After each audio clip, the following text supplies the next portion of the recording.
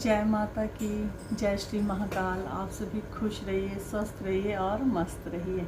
आज मैं अपनी वीडियो डालने के लिए लेट होगी।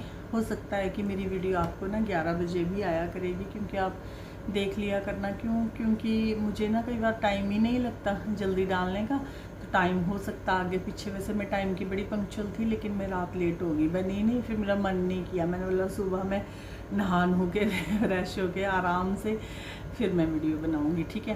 तो आज मेरी वीडियो है, जैसे कि आपने टाइटल भी पढ़ लिया होगा, थंबनेल भी देख लिया होगा, फिर उससे निमित्त मैं आपको बताना चाह रही हूँ। जैसे कि आप सभी कहते हैं कि हम इतनी पूजा करते हैं, हम इतनी पूजा करते हैं। मेरे पास दरबार में ऐसा कोई भी व्यक्ति नहीं है जो ऐसे आता है जो कहता है कि मैं मतलब बजरंग बाण पढ़ता हूँ, सुंदरकांड पढ़ता हूँ, हनुमान चालीसा पढ़ता हूँ, दुर्गा चालीसा पढ़ता हूँ। मतलब इससे निमित्त सभी के शिव चालीसा पढ़ते हैं कि हम इतनी पूजा करते हैं। लेकिन हमारे घर पे संकट बहुत है, हमारे घर में लड़ाई बहुत होती है, क्लेश बहुत होता है, नित्य नई समस्या बनी रहती है, बीमारियां बहुत ज़्यादा होती हैं। तो उसके निमित्त मैं आपको ना थोड़ी सी नॉलेज देना चाह रही हूँ कि हाँ ऐसा क्यों होता है। और हमेशा ऐसे कहते हैं कि जितने ज़्यादा लोग पूजा पाठ करते हैं उतने वो ज़्यादा दुखी रहते हैं, और जो लोग कुछ भी नहीं करते और दिन रात वो पाप करते हैं वो सुखी रहते हैं। तो देखो ऐसा तो नहीं है कि पाप जो करते हैं सुखी रहते हैं, आज नहीं कल नहीं, वो उनके पिछले कर्म होते हैं जिससे उन्हें सुख मिल रहा होता है, लेकिन उन्हें भुगतान तो करना ही पड़ता है। बुरे का तो बुरा नतीजा होता ही होता है, ठीक है ना। तो मैं आपको फिलहाल उससे निमित्त बताती हूँ कि ऐसा क्यों होता है। देखो, जो लोग चौंकियों में जाते हैं, कई लोग एक चौंकी में जाएंगे, कभी दूसरी में जाएंगे, कभी तीसरी में जाएंगे, कभी वो पीरों के जाएंगे, कभी वो माताओं के जाएंगे, कभी वो गुरुद्वारे में जाएंगे, ठीक है ना। तो फिर आप लोग वहाँ से कुछ ना कुछ लेकर के आ रखते हैं, ठीक है। जैसे कोई माँ की चौंकी होगी तो वहाँ से आपको चावल दिए होंगे, या फिर आपको धागे दिए होंगे, या भभूत दी होगी, कुछ भी दी होगी। उन्होंने अपनी निमित्त, अपनी जो उनके पास शक्तियाँ हैं उसको आदेश लगा के बाकायदा उनके माध्यम से आपकी रक्षा के लिए उन्होंने भेजा होगा। फिर आप वो छोड़ देते हो, जितने को वो थोड़ा असर दिखाने लगती है, आपका कार्य करने लगती है, आपकी मदद करने लगती है, फिर आप वो छोड़ देते हो। उसके बाद आप पीरों की चौंकियाँ लगाने लग जाते हो। फिर आप वहाँ से लेकर के आएंगे, ताबीज़ लाएंगे, गंडे लाएंगे, कुछ भी लाएंगे, ठीक है। आप पहले वाले को बहाओगे नहीं और दूसरा आप लेकर के आ जाओगे, और उसको भी रखोगे आप मंदिर में, ठीक है। सभी चीज़ों को आप मंदिर रख देंगे। फिर कोई आ जाता है, बाबा जी आ गए, कोई साधु जी आ गए, उन्होंने हमें रुद्राक्ष दे दिया, उन्होंने हमें ये सिक्का दे दिया, उन्होंने कहा कि आप ये ऐसे रखें, ऐसे रखें, ऐसे पूजें और आपका ऐसे होगा। फिर आप वैसे करने लग जाते हैं। फिर आपको वो कोई मंत्र दे गया, फिर आप वो मंत्र करने लग जाते हैं। फिर आप किसी चौंकी में चले गए, फिर आप वहाँ से कोई मंत्र ले आए, फिर आप वो करने लग गए, ठीक है। सबसे मेन कारण तो होता है ये, क्योंकि शक्तियाँ आप हर जगह से ला ला के रखी जाते हैं। फिर सबसे बड़ी बात है कि चलो शक्तियाँ तो शक्तियाँ, फिर आप उनको उस तरह से शुद्धता से नहीं रखते, फिर उनका निरंतर आप भोग प्रसाद नहीं देते, जिस कारण वही शक्तियाँ रुष्ट हो जाती है और आपके घर का अनिष्ट करने लग जाती है। जो करा कुरा है वो तो भला जो है वो है, सो है, ठीक है। बाकी आप लोग जब आपको समस्या होती है ना, तो आप 18 मन्नतें मांग लेते हैं। अगर जैसे किसी का कोई एक्सीडेंट हो जाता है, या कोई मृत्यु शैय्या में पड़ा है, या किसी की मेजर वो कंडीशन हो जाती है, तो आप था जाते हैं। फिर आप बोलते हैं कि मैं ऐसे कर दूंगा, मैं ऐसे कर दूंगा, ये ठीक हो जाए, ये मेरा ये काम है।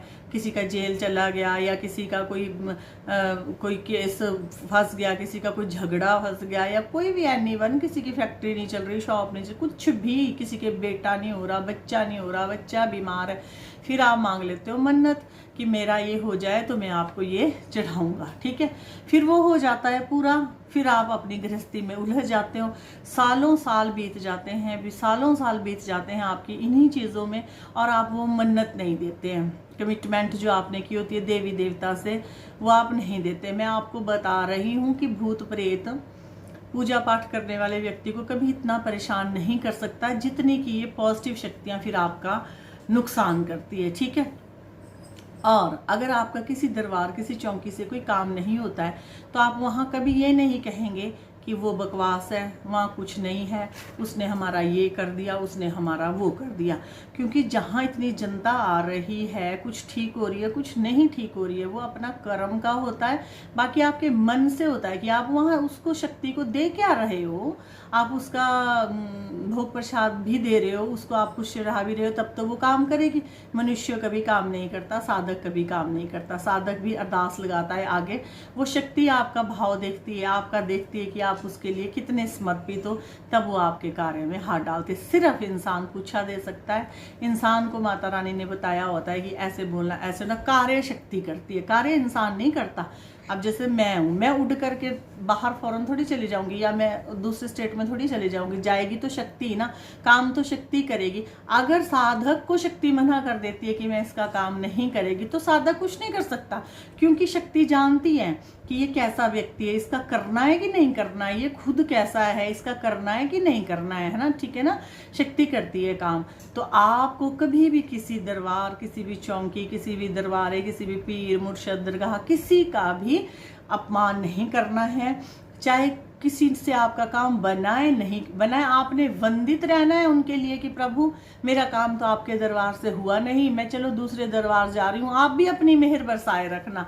क्या पता वो शक्ति उस कार्य को कर सकती है कि नहीं कर सकती है, क्या पता उस साधक के पास उतनी शक्ति है, ऊर्जा है कि नहीं, वो आपके प्रत्येक काम में हाथ डाल सकता है। तो बहुत से कारण होते हैं और बहुत सी बातें होती हैं जिसके कारण आपके घर में दुख, लड़ाई और संकट बना रहता है। अब किसी को हवाएं आती है, चौंकी आती है, देवी की आती है, वो भक्ति करते हैं, पूजा करते हैं, उसके निमित्त उनको देवी आ जाती है। फिर वो क्या करते हैं, या तो पहले गुरु किसी को बनाओ ही ना, फिर जिसको गुरु धारण कर लिया, सोचो समझो परखो उसको, 5 महीने 6 महीने साल भर उसको परखो कि इसमें वो काबिलियत है भी कि नहीं है, कहीं ये तांत्रिक तो नहीं है, कहीं ये गलत काम तो नहीं करते हैं, कहीं हम इनके पास गए तो जो हमारे पास है वो भी कहीं हमसे जाता रहे। ये भी वजह होती है, ये भी बहुत कारण होते हैं। क्यों? क्योंकि जो भी आपको लालच दिखाएगा, कहीं भी आपको लालच दिखेगा, कहीं भी आपसे कोई डिमांड की जाती है किसी भी चीज़ की, अक्सर सी आपसे मांगा जाता है, जैसे कि 10,000, 21,000, 31,000, 50, ऐसी आपसे कोई मांग की जाती है। भोग प्रसाद की बात नहीं कर रही हूँ, भोग प्रसाद देना पड़ता है, भोग प्रसाद हमारे यहाँ भी चढ़ता है, ठीक है। तो फिर वहाँ ऐसी जगह में आप ना फंसें। क्यों? क्योंकि अगर आपसे ऐसा ही पहले किया जा रहा है, फिर बाद में आपके साथ पता नहीं क्या होगा। गुरु एक शंकर भगवान के अलावा कोई गुरु नहीं होता है, ठीक है। बड़े किस्मत वाले होते हैं जिनको अच्छे गुरु मिलते हैं, अच्छे पहुंची हुई आत्मा मिलती है, बड़े सिद्ध पुरुष मिलते हैं, और लालच नहीं होता है जिनको, वो बड़े किस्मत और बड़े कर्म वाले होते हैं जिनको ऐसे मिलते हैं। फिर आप उनसे सोच समझ के करें, फिर ये ना करें कि आपने आज इनसे हाथ रखा लिया, आज इनको गुरु मान लिया, कल उनको गुरु मान लिया, कल इनको गुरु मान लिया, कल उनको गुरु मान लिया। प्रत्येक व्यक्ति के पास अपनी अपनी कमाई होती है, प्रत्येक व्यक्ति के पास अपनी अपनी ऊर्जा होती है। या तो किसी को बनाओ ना, या बनाते हो तो फिर काबिल व्यक्ति को बनाओ, उसको ताउम्र एक प्रभु की तरह आपको पूजना पड़ता है, ठीक है। ऐसा नहीं होगा कि अपनी मर्जी से पूजा और अपनी मर्जी से छोड़ दिया, अपनी मर्जी से बनाया और अपनी मर्जी से छोड़ दिया, इसमें मर्जी नहीं चलती, फिर आपके जीवन में दुख के कारण होते हैं। इसलिए जो भी कार्य करें सोच समझ के करिए। मैं हज़ारों लोगों को ठीक करती हूँ यहाँ पे, पर मैं कभी किसी को गुरु नहीं मानती अपना, मैं आपको अपनी बात बता सकती हूँ, ठीक है। मेरा मन नहीं भीजता, इसलिए मैं नहीं बनाती हूँ, ठीक है। तो जय श्री महाकाल, जय माता की। लाइक शेयर कमेंट ज़रूर कीजिए, ऑल का बटन ज़रूर कीजिए। जय माता की। मैं नए टॉपिक के साथ आपके साथ फिर आऊँगी। जय माता।